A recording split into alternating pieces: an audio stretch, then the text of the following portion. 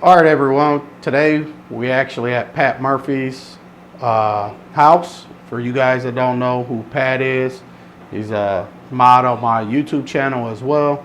So today we decided to drive over here to come check out his 120 and let you guys hear from him what all he's done, what's his plans for the aquarium, his lighting, filtration, and also another tank and a future tank as well. So, Pat, how long you been in the hobby? I started in 1997. Back then, it was fish only for a couple years, and then I tried my first reef tank probably 17 or 18 years ago, something like that. It was it lasted about a year. I had just a couple of euphyllias in there, a clam. It did great for a year, and then it just pooped out on me.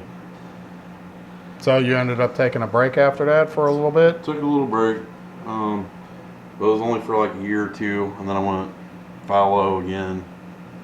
And then probably 2011 is when I started getting back into the coral side of it. And 2012 I got my first Hanna calcium checker, and it still calibrates perfect still to this day. That's awesome. So it's 7 years old and still calibrates well. So how long's this 120's been up? Or yeah, how long has this been up? I think I put it up in October. September, October. I think it was October last year. So it's went through its fair share of had dinoflagellants.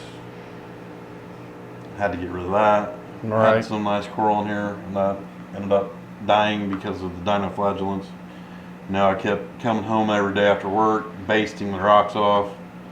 It just wasn't getting it, so I used Dino X. I bought from Bulk Reef Supply, and it knocked it out in like a week. So after that, it was the road to recovery, getting new acros in here. Yeah, it's looking better. So what's the plan for this aquarium? Is it going to be predominant SPS, mixed reef? What's the plans looking like? I'm going to try a mixed reef, but I did have a couple torches in here that didn't do so hot. This one's kind of bleached out a little bit. So I'll probably end up having to move the euphyllias to the sides. The frog spawns are doing okay, and hammers over there. But I had the torches over here, and they were kind of getting hit with a little too much flow, I think. But yeah, probably most of this area will be SPS, because it's pretty high flow. Right. And I got 4 Tunzi wave maker pumps in here. So what Tunzies did you decide to go with? I bought the 2 of the 6105s. They're bigger ones here on the front, and then for a little bit extra flow in the back, I got the 6095s. Okay. I got those off of Reef to Reef, and they were a year old that some guy had for a good price. So.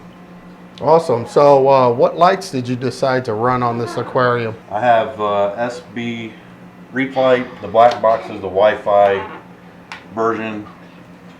Also have Reef Brights on here, 36-inch XHOs. I have T5s, 4 bulbs if I need them, or if I want to use them down the road. Right. And I got SB, they're called S-bars.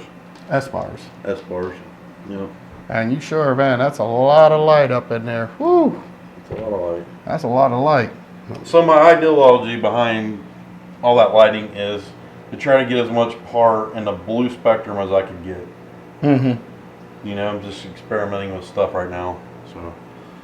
Do you think that, or should I say, do you feel it's safe to be experimenting with all the bands and the endo band and stuff like that? Would you recommend that at this point? I would not. No, you would not. No, everything is actually looking really good. Yeah, of course, you always get some corals that just don't want to stick around, or for whatever reasons. You got tons of corals that are doing great, and then you always get those oddballs that just seem to kind of want to either strip out on you or pale out on you. What do you think?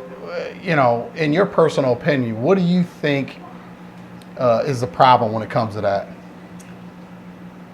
Here recently, as of last fall and this spring, I noticed like a couple of the tenuouses I had stripped out like during weather change. I don't know if there's possibly pollen in the air getting in through the protein skimmer, pulling air in, if it's getting some kind of mold from outside. I'm not 100% sure.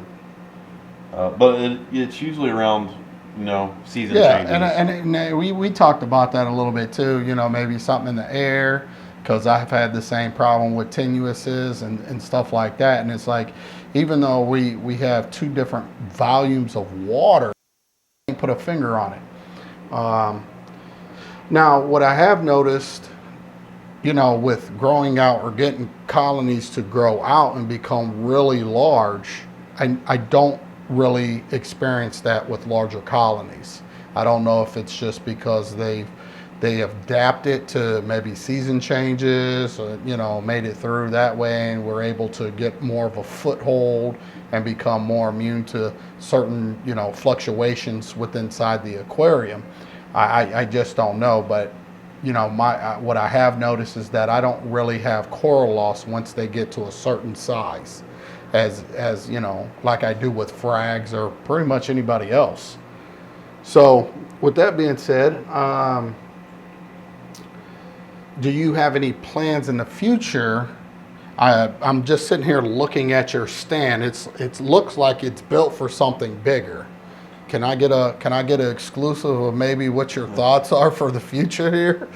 I could go to a 180 on this stand. Or possibly a 7-foot custom tank that's a little bit deeper than 24 inches. But I think 180 would probably be the limits on this stand. If you did go with 180, you still want it custom? Possibly. All right. Well, you let me know when you want that to happen. I will definitely hook you up, and same ones that made my tank, I'm sure that they will definitely do you right. That is Exotic Aquariums. If anybody wants to know who built my aquarium, was Exotic Aquariums, and they do an excellent job. So yeah, when that time comes, just let me know, and I'll be glad to help you with that. Also, you have, what size sump is this? It's a 75-gallon custom sump. Custom made it. I mean, it's a deep blue tank. Had the baffles made at the glass shop to my specifications, and then I installed the sump sock holder, drilled that out myself also. I got this little guard on here to not let any fish or snails or macroalgae actually flow over into the chamber of the protein skimmer. Right. Because I had a bad accident with that one day, but it didn't harm anything. Yeah, I was wondering, because I see a snail made it over there somehow. Still, huh? It's still there from, yeah, it's probably. Or is that from the last, before you made that, huh? It's probably from where I made it, yeah, before I made it. That might actually be a hermit crab. Or a hermit crab, yeah, maybe a hermit crab. One of the two, But no, yeah, it looks really clean, nice. I see what you're trying to do. So, I'm sitting here looking at the macroalgae. It looks like you have some dragon's breath up in there and stuff. Dragon's breath, codium. Codium, that's the other one, yeah. And I can't remember what the stringier stuff is. I don't remember neither myself. I think I got it from East Coast Ecosystems, I believe is the name of it. Okay. I got that from. Well, do you? I mean, it seems like it's kind of holding on. You feel like it's just everything that you've put in here is basically consuming its nutrients. Yeah. So on my phosphate levels, I try to keep them at 0.03 to 0.09 being the highest. So to counteract that, I kind of run GFO and Phosguard.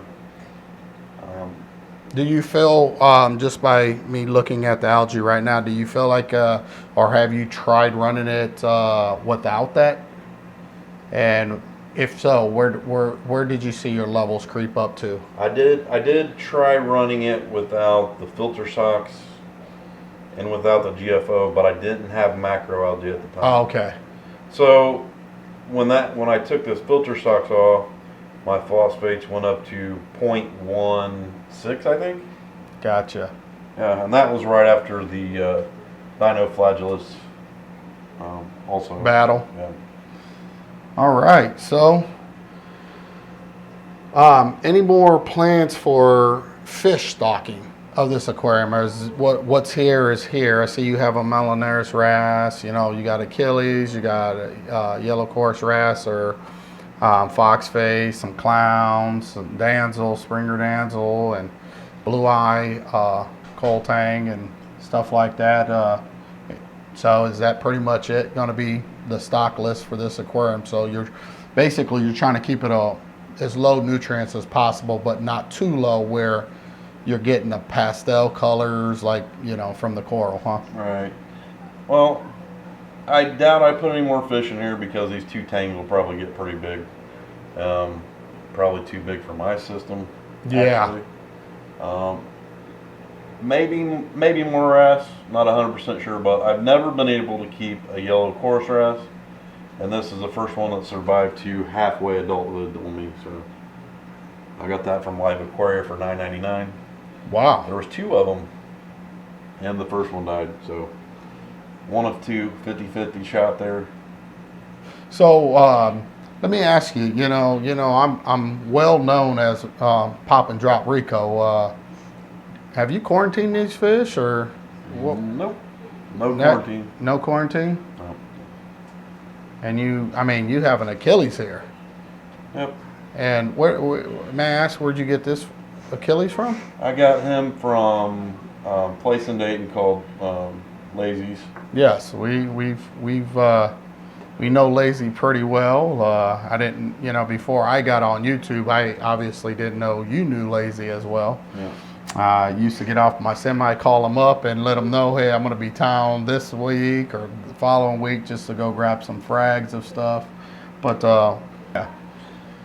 So, let's talk about this guy here. Okay.